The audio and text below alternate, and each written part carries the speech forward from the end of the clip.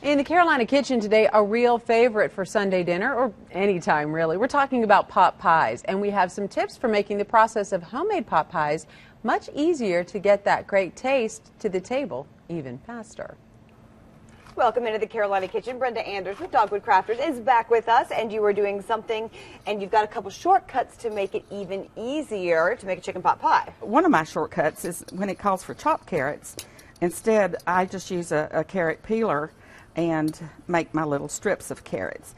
And they're real thin, and they're pretty, and you can just use that when it calls for chopped carrots. And celery, sometimes I use celery.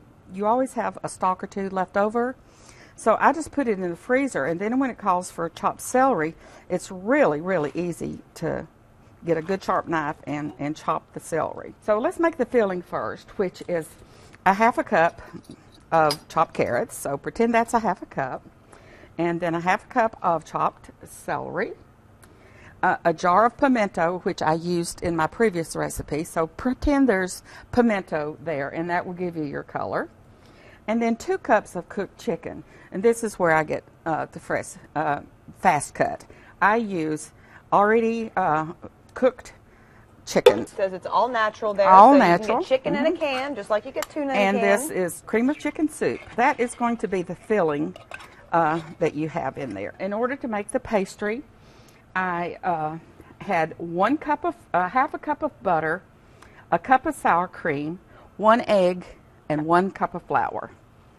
And I think it's going to make crust for 2 because there's a lot of crust there. And you just pat this down into your pie crust, and I use self-rising flour, and now you have all of the stuff that you have mixed together, and like I say, just use the cooked chicken if you prefer.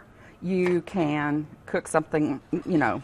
Cook up some breast and cut them up and do it this way too. Then you just put all the mixture on top. Now I have never cooked this, so it could be that the bread is going to rise to the top in some manner and make a crust. I don't know. So when you put this in your oven, it is going to be a guessing game. It might be a surprise. It might be a surprise.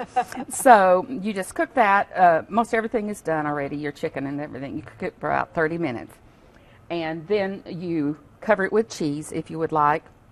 Or depending on if a crust has risen to the top, you might want to put some breadcrumbs or something. All right, let's get you guys a recipe at home. Go to our website, WLOS.com. Click on the Carolina Kitchen link.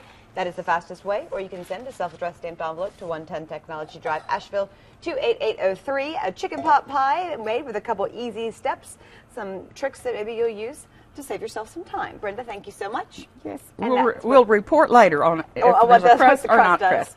And that's what's cooking today in the Carolina Kitchen.